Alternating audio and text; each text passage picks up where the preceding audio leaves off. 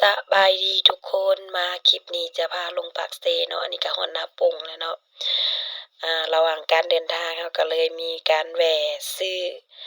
กาแฟห้านนี่ก็บ่ฮู้ว่าซื้อห้านว่าใดๆเนาะแต่ว่าเข้าไปบรรยากาศดีๆได้แขกก็หลายๆมีแต่ชาวต่างชาติเนาะอันนี้ก็แม่นกาแฟที่สั่งเนาะจนได้จับบัตรคิวจักหลายบ่หลายเลยทุกคนเมนูที่สั่งมื้อนี้ก็แม่นเอสเปรสโซเนาะปั่นก็จะประมาณนี้เนาะมาตัดภาพมาที่ฮอดตาดเยืองเลยเนาะอันนี้แม่นตาดเยืองมาฮอดตาดเยืองก็แขกหลายมาช่วงนี้ฮอดตอนเที่ยงพอดีทุกคนเพิ่นกำลังกินข้าวรับประทานอาหารเที่ยงเนาะอันนี้แม่นทางลงเพิ่นกำลังเฮ็ดทางลงอยู่เป็นขั้นบันไดนะทุกคนอันนี้ก็กำลังย่างลงแต่ว่าสำหรับไผที่ว่าบ่อยากแข็งแรงปานใดหั้นนะบ่แนะนำให้ลงมาเด้อทุกคนเพราะว่ามันก็อยากเมื่อยแหน่หั้นแหละอันนี้แม่นทางลงไปเบิ่งน้ำตกตาดเนาะถ้าว่าสำหรับคือที่ว่าไผที่ว่าบ่แข็งแรงหั้นน่ะบ่แนะนำลงมาเลยเนาะเพราะว่ามันทางจะชันๆ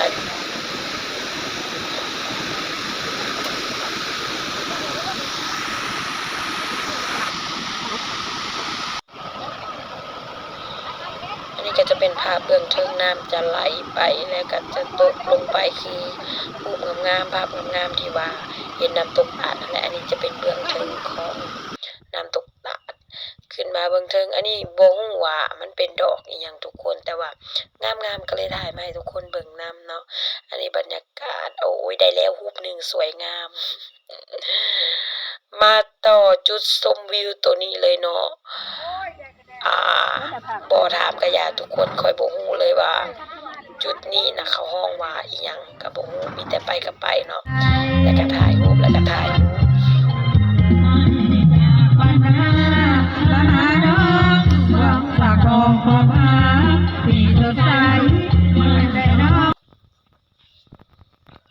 กี้นี้เนาะแม่นครัวความแม่น้ำคองเนาะทุกคนเฮาจะขึ้นมาภูสะเหลานี่เพิ่นจะขี่รถเมล์ขึ้นมาเลยเนาะเพราะว่าหนทางมันก็ดีแล้วแต่อาจจะคดเคี้ยวหน่อยหนึ่งอันนี้แม่นจุดชมวิวของภูสะเหลาเนาะก็จะมีบ่อนถ่ายรูปแนมลงไปก็จะเป็นครัวข้ามแม่น้ำคองแล้วก็จะเห็นบ้านเรือนประชาชนนั่นแหละต่อมาเฮาก็มาไหว้พระขอพรขอให้เดินทางตลอดปลอดภัยเนาะทุกคนเมื่อจบตัวนั้นแล้วเนาะก็ตัดภาพมาตอนค่ำเลยเนาะหาหยังกินแหน่เด้แขกหลายๆเพิ่นมาลิ้นท่องเที่ยวหรือว่าพาลูกพาหลานมาเลาะเนาะหลังจากกินข้าวแล้วเฮาก็มาโรงแรมบ่อนเฮาพักเลยเนาะเอาเครื่องเอาของขึ้นมาเลยเห็นเลขยังบ่ทุกคน427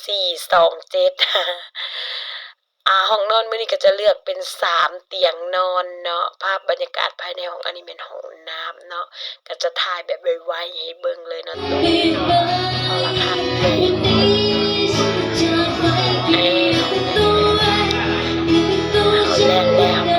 แล้วก็มากินข้าว